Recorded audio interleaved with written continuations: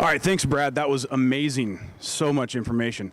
Now, speaking of information, one of the things we always look for is information from our customers. How you doing? How do you like our product? Right? Would you be willing to share it with a friend? Something like that, right? We're always looking for more information from our customers, and we know that one of the best ways to get that information is to ask them. So generally, to do this at scale, we turn to surveys. But how many of us send out surveys and are disappointed with the results? And of course, we blame everything else. We blame the everything from the format of the survey to the questions we asked to, or not the questions we asked. Generally, we blame the people taking the surveys. We never really turned it on ourselves and say, maybe we just wrote a bad survey. Maybe we didn't do things right. So being here in downtown Palo Alto, California, on the roof of SurveyMonkey headquarters, I think we would be remiss if we didn't maybe take advantage of that and ask some people here at SurveyMonkey exactly how to write and create a survey that's going to get the results we want.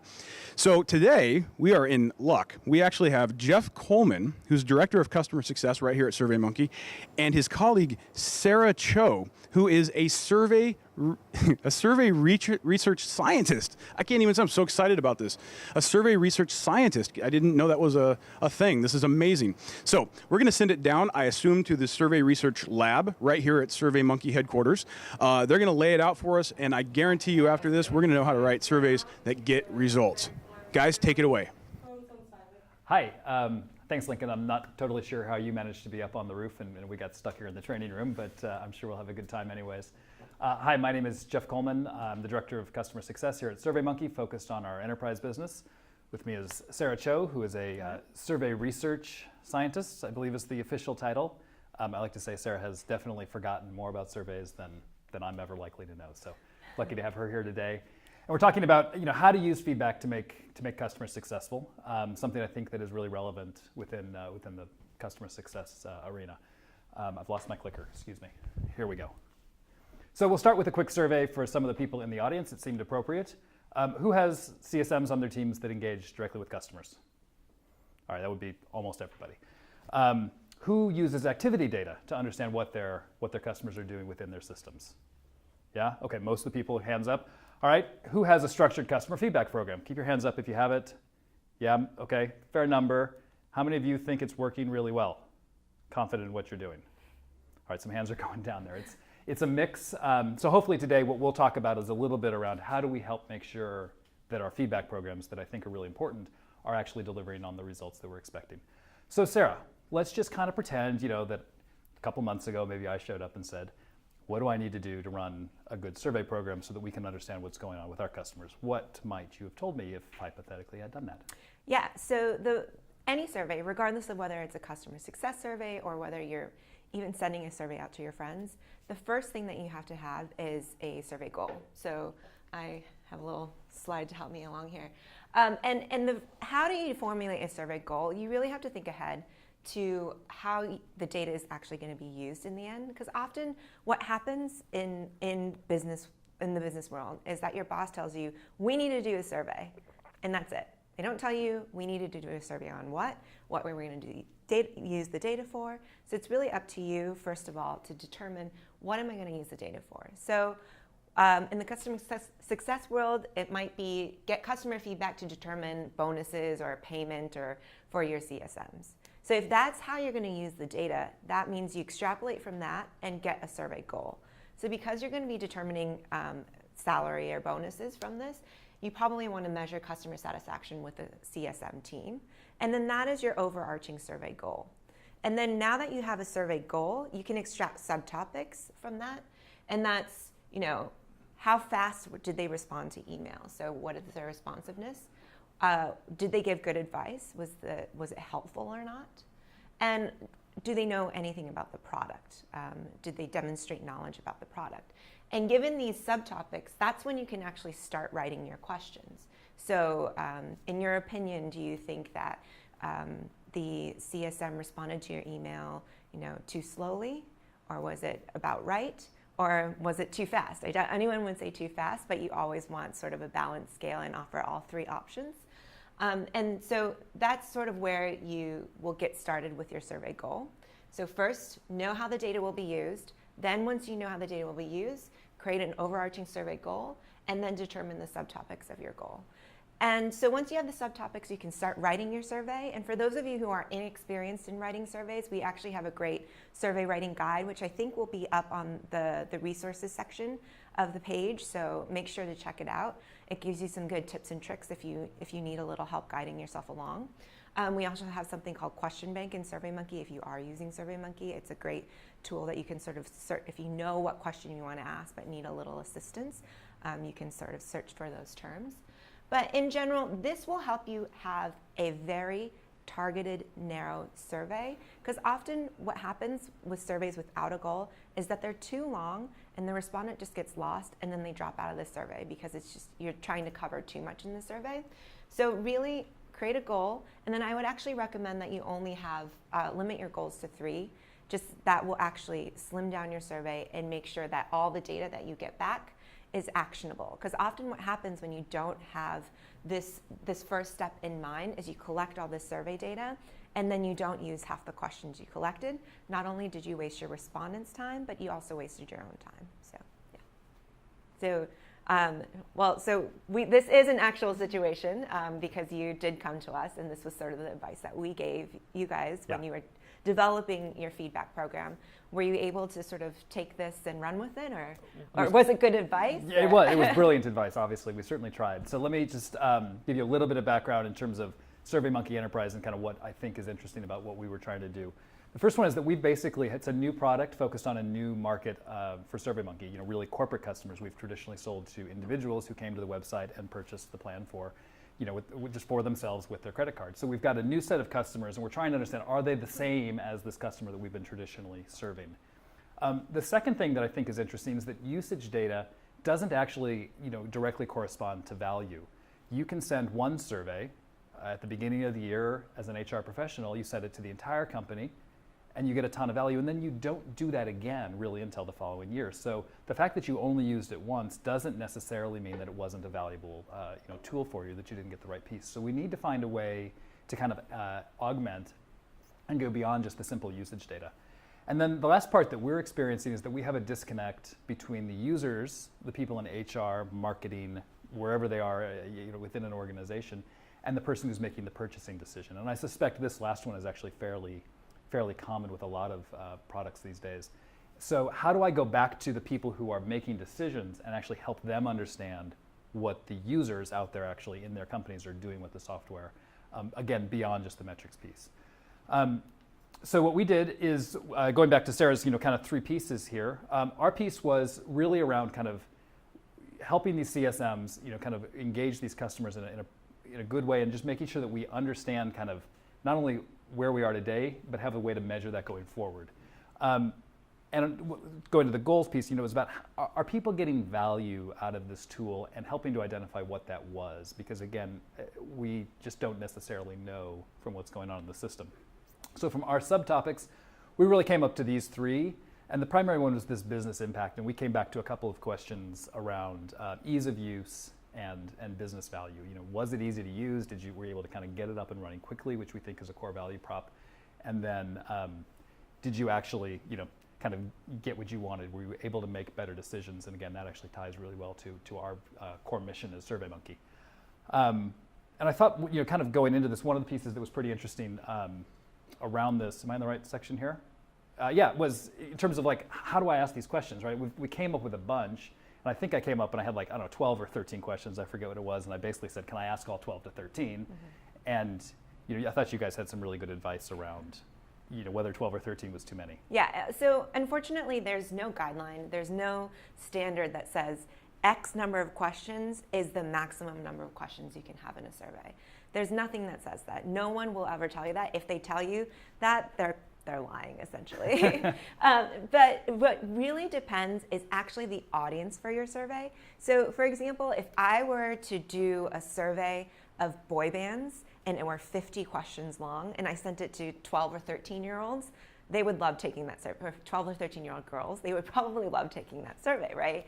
But if I sent it to the people in this room, you guys would drop out after 2 questions. You'd be like, this isn't applicable to me. So a 50-question survey on boy bands for 12 to 13-year-olds is totally appropriate. While even a 2-question survey on boy bands for people in this room is not appropriate and they won't stick around. So really you have to think about your audience and how engaged they are in the topic. So those are the 2 things that you have to think about. So that's the first thing. So consider the survey recipients. And the second thing is I wouldn't actually think about it as number of questions, but I would actually think about it as time to complete. So the thing is that 12 questions could take 5 minutes to complete, or it could take 30 seconds to complete. So if you have 12 close-ended questions that are very straightforward, simple, done. You can actually have many more than 12 on your survey. But if you had 12 open-ended questions or 12 matrix questions that have a million rows and a lot of columns, it's going to take people a really long time to complete. So that's why it's better to actually measure how long it takes to complete rather than judging by the number of questions on your survey. So going back to sort of combining the time to complete and the recipients, I would say for populations or people who you're surveying that are less engaged in the topic or maybe don't know a lot about your topic, you want to keep it to less than 5 minutes.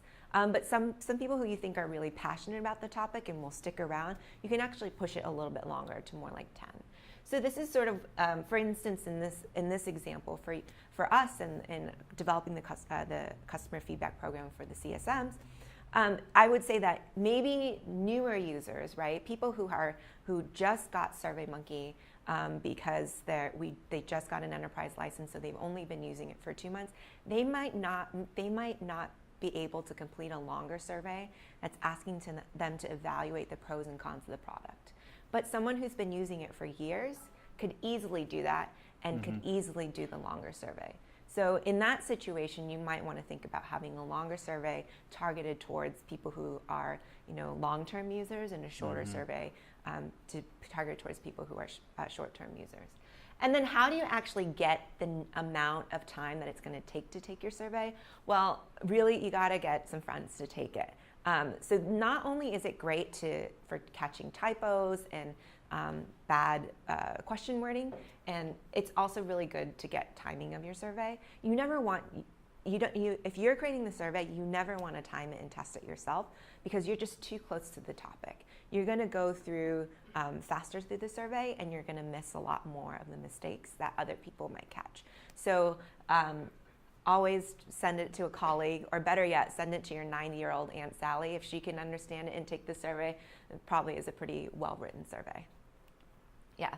And again, it's more about perceived time. So ask your colleague, do you think it was too long? If it was too long, then you need to cut a few questions. They were able to get through it without, having to tab through a browser or take a little break, a mental breather, then you probably have the right length for your survey. And there was one piece of advice that I remember you guys giving me, and it was around how to kind of make the survey shorter for some of the people. And so this is one of the example questions, this is one of the questions we had.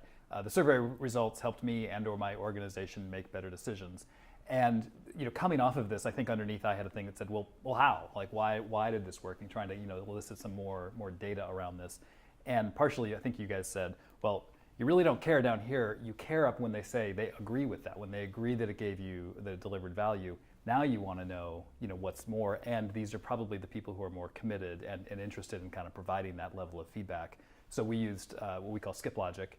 And so if they answered strongly agree or agree to this question, we took them to the question that said, well, please, would you briefly, tell me how you used it? What kind of value did we get?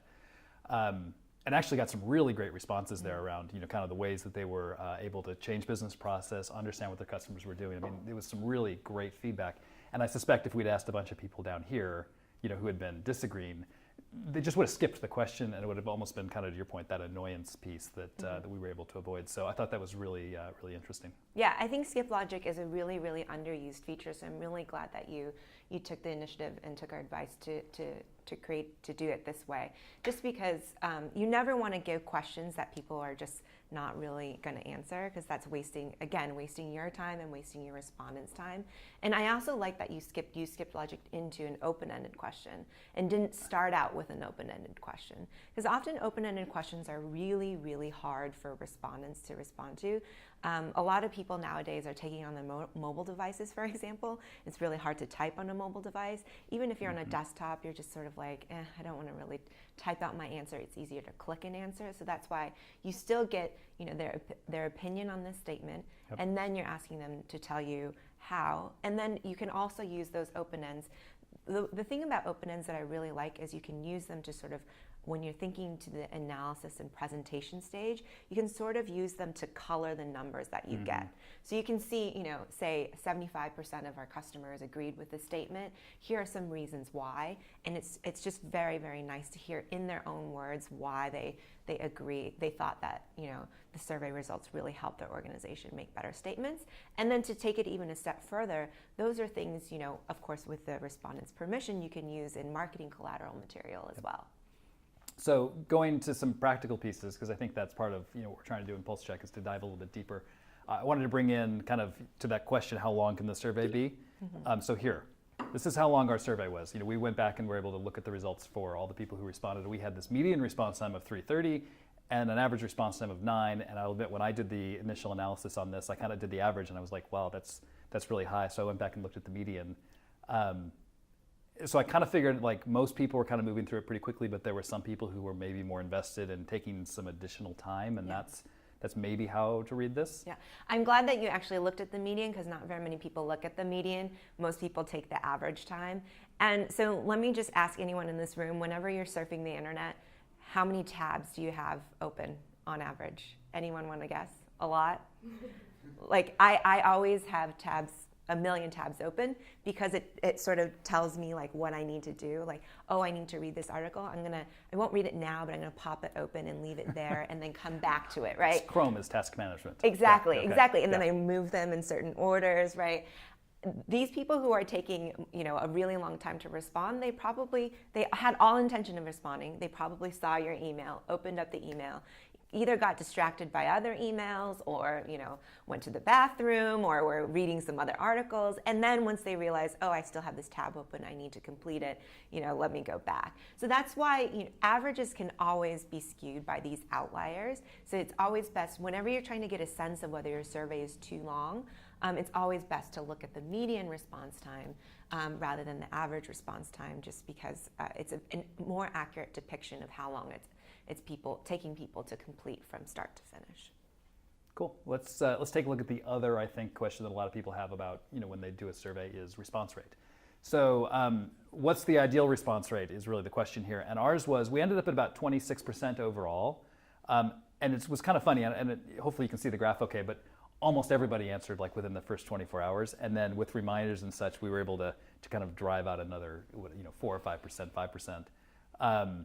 Is that normal? I mean, and is that a good response rate? I think of our support team, who I know sends out a question after every ticket, and theirs is nowhere near this high. I mean, it's 5 or 6%, I think, is probably what they're getting, much higher volume. But how should I think about 26%? And I guess how in general should people be thinking about response rates? Yeah, so there's two things on response rates. So the first question you're asking, is this trend line normal? Getting all your responses within the first day, is that normal? Completely normal. That is what is going to happen in any survey you send out. You're going to get the majority, if not almost all, your responses within the first 2 days. And that's not just true for online surveys, but also true for any type of survey format. So say you're trying to survey people on the phone, you're going to get most of your respondents because those are the easiest people to reach in the first couple of days. Same thing with mail or on paper. So this applies not only to the online space, but to all surveys in general for those of you who might be doing surveys on paper, or collecting customer feedback on paper, which you shouldn't, because online is a little bit more efficient. You don't have to enter in the data in the end. But anyways, that's a little bit of a tangent. But in terms of response rate, 26%. So 26%, it's hard to know, what's the ideal response rate? Again, going back to some of the things that we talked about, what's the ideal length for your survey? There is none. So what I think is more important about response rate is to, number one, think about the population that you're surveying. So what you were talking about, the support team, only about 5% respond to that one question or a short questionnaire. So I think they do 3. Okay, 3 questions, and here it's 26%.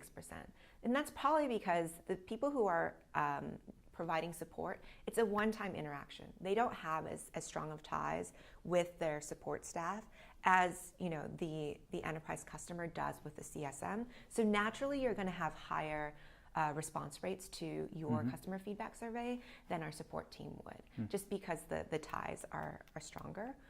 So that's one thing to keep in mind. So if you have a more engaged population, there's going to be higher response rates than if you have a less engaged population. But more importantly, besides the population, is that actual number. The number is not important.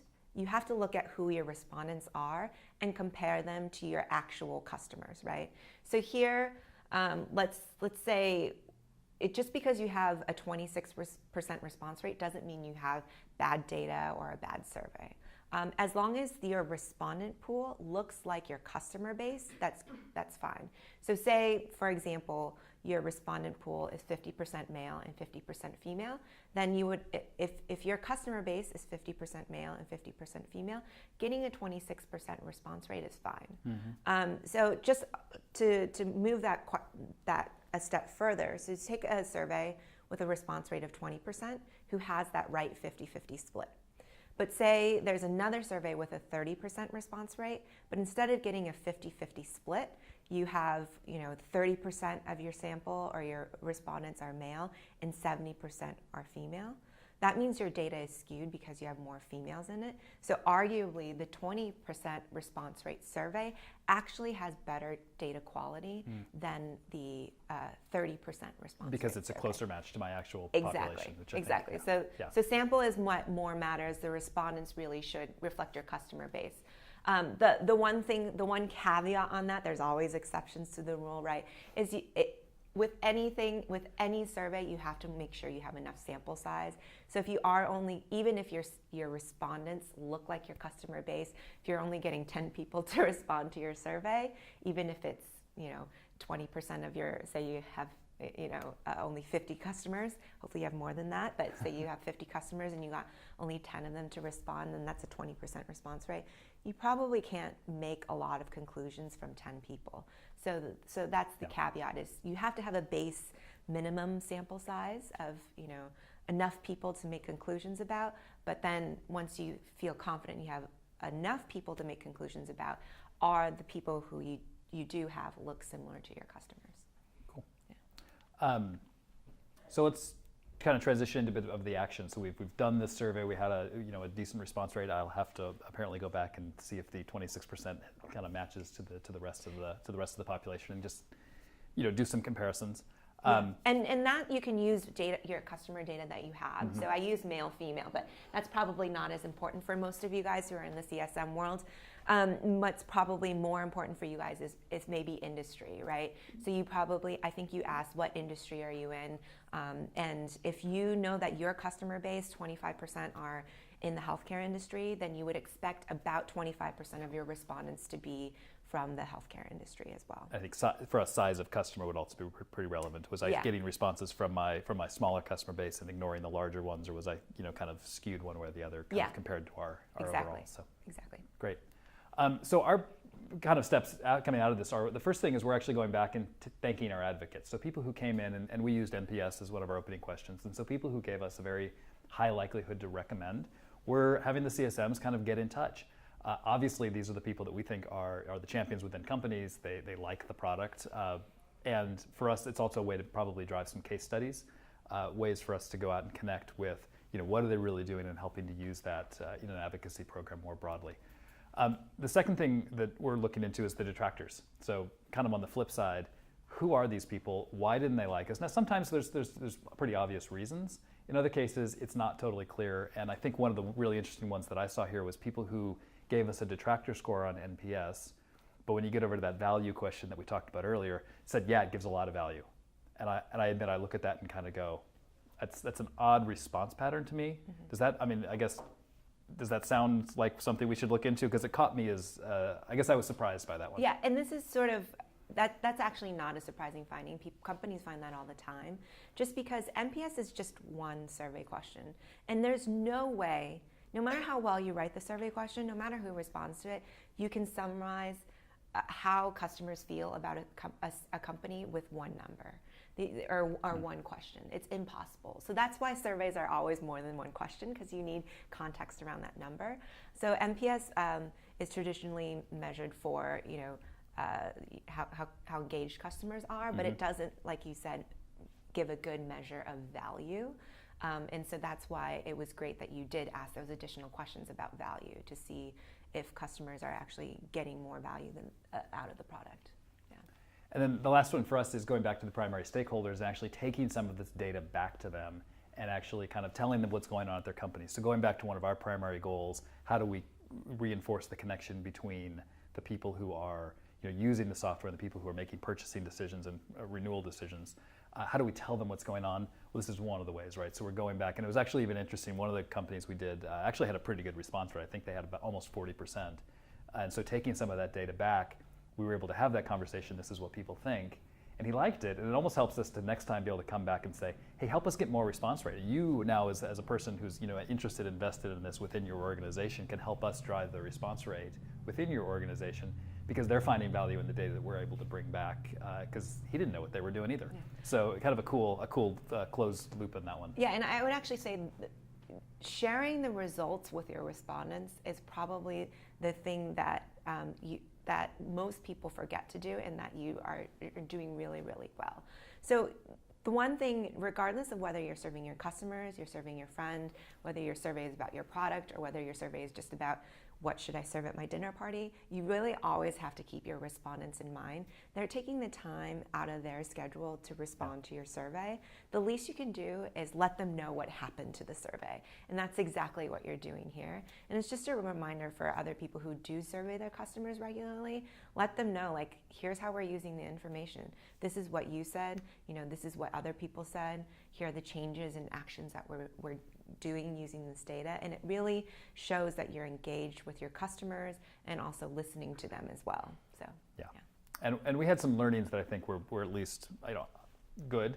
One, I think customers liked us, and that sounds kind of silly and maybe even self-aggrandizing, but it's good for the CS team to hear that. I mean, it gives us confidence in that we're doing the right things, and it also actually really works well when we're in conversations with our customers, because we can go in and be very confident.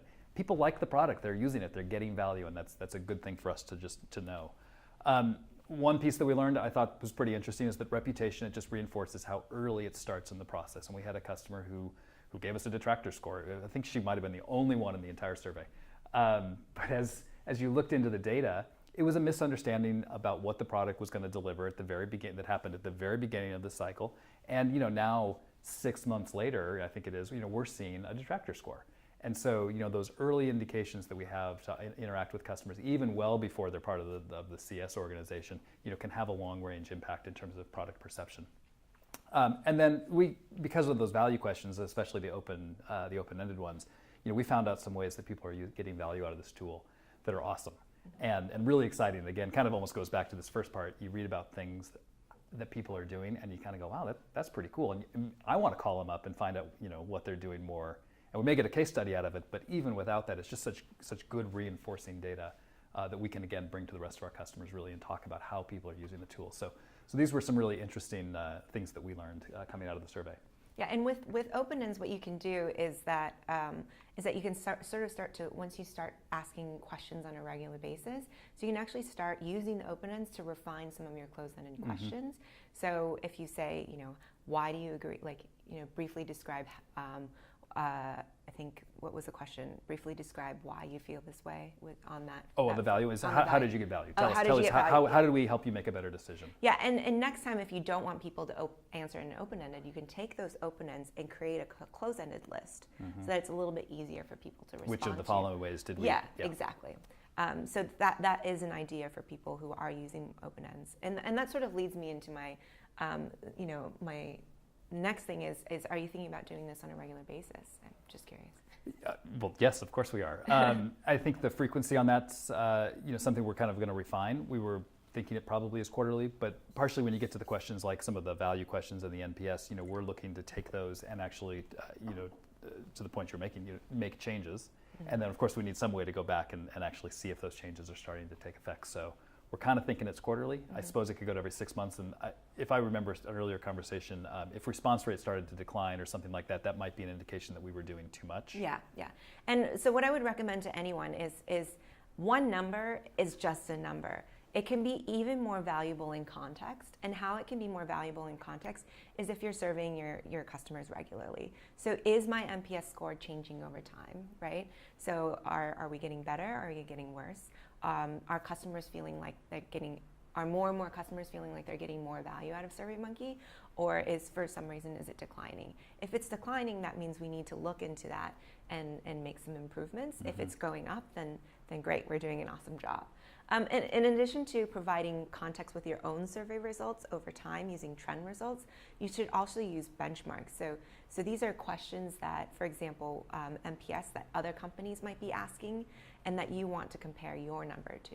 So if we know what our NPS number is over time, and we know that we're improving or staying about the same, but how do we compare to our biggest competitors? That is another way that can actually add more value to your data in just the plain number that you get. Yeah. Cool.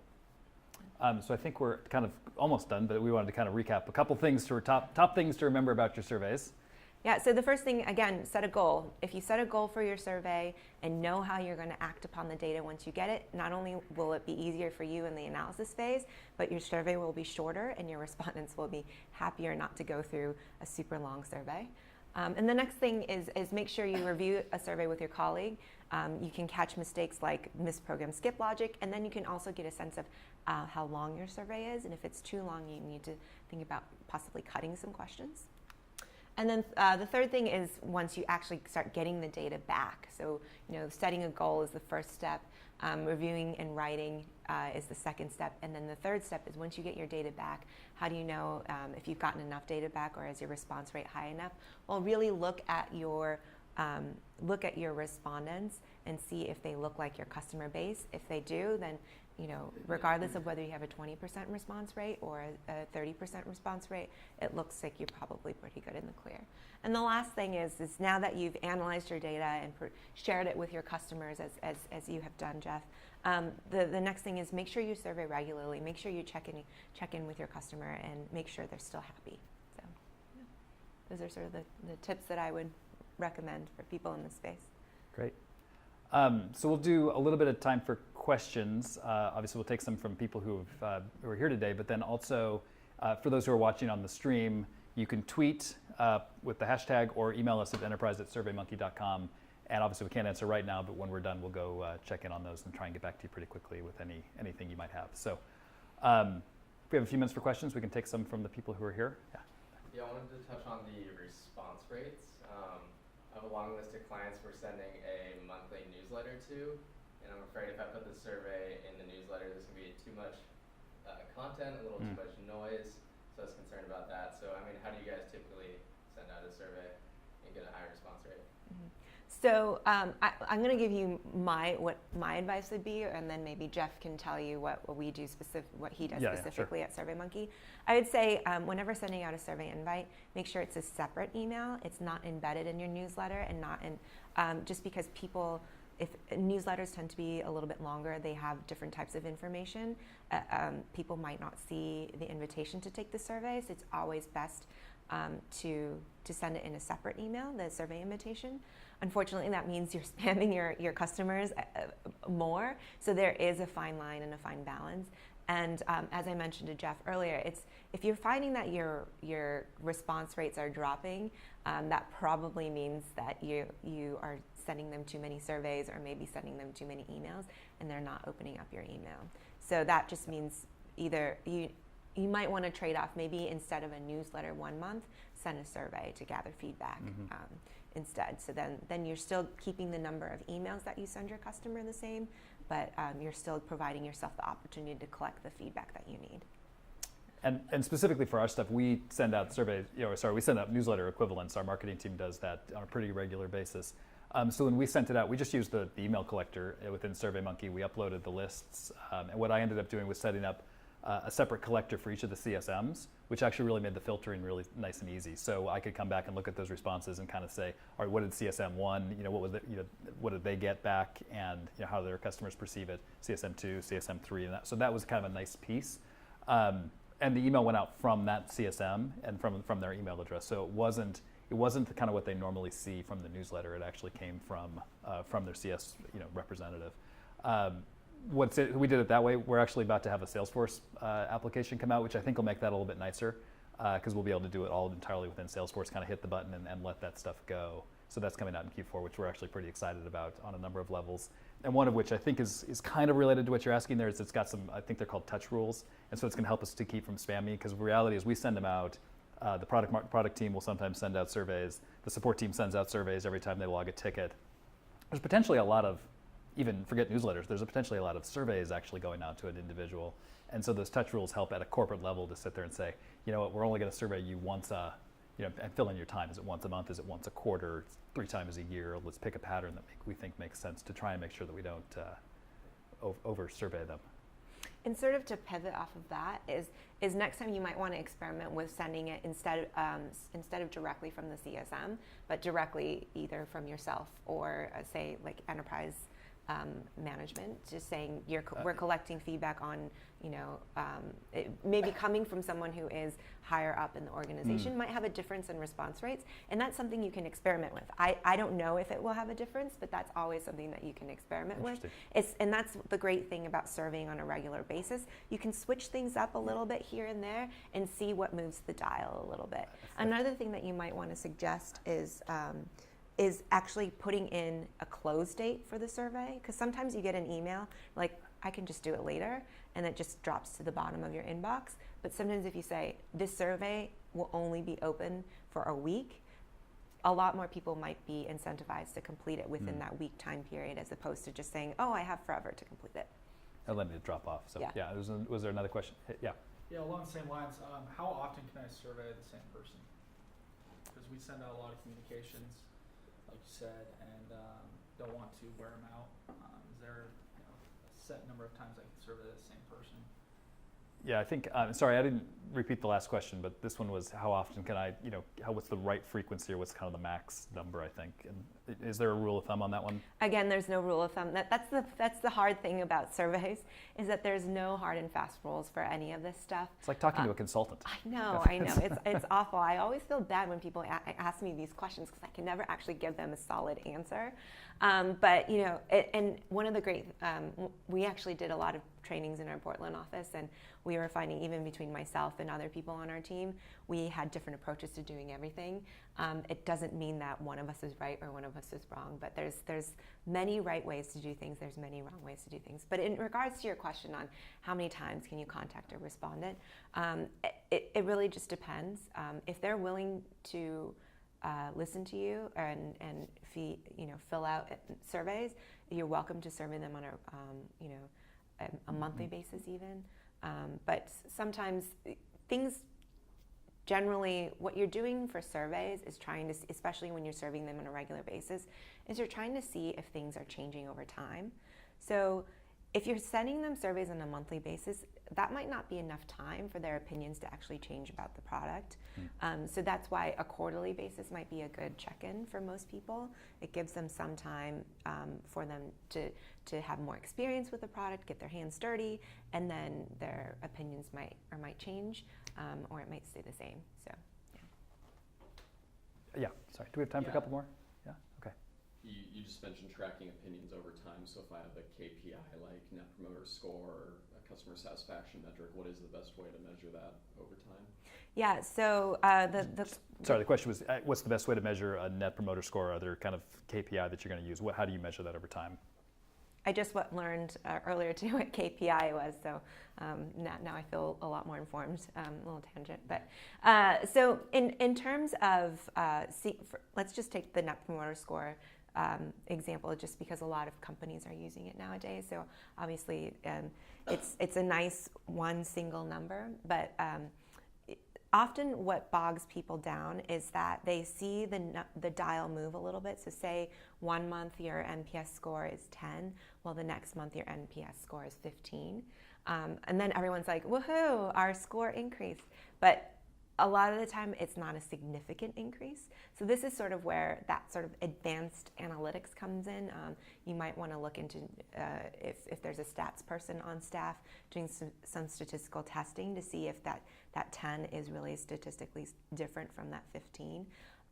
If you are looking at something with a small sample size, so say you only had 50 respondents each time, that 10 is probably not a significant, the 15 is probably not a significant increase from 10, so it's nothing to shout about and nothing to get excited about. But if you're serving 500 people, that is a big jump for that large number of people. Mm-hmm. So you have to keep in mind, so one thing is how big did it jump or go down or move, and then the second thing is how many respondents do I have? So the more respondents you have, the smaller changes are more meaningful. The fewer respondents you have, you just need really, really big changes for them to actually be meaningful. Yeah. Kind of like along those same lines, our company's more and more using NPS. It seems like it's a buzzword where a lot of our conversations we're talking about NPS and our NPS scores. Yeah. Is that the best methodology to use to really understand if we're successful, or are there other things that we should be thinking about? It's nice to see that not everything. The question is NPS the right methodology? Which I recall being kind of a common theme at Pulse back up in San Francisco. It was kind of NPS. So here, you're on the spot now. I'm officially punting that one to you. Okay, so there's definitely great value in NPS.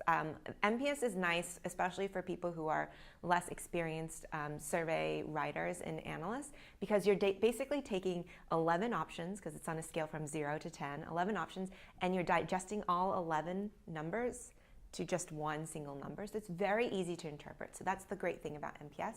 The other great thing about NPS is that so many companies use it that you can use it very easily for benchmarking purposes. So you can compare your company to other companies because it's a standard survey question, as opposed to other questions like the value question.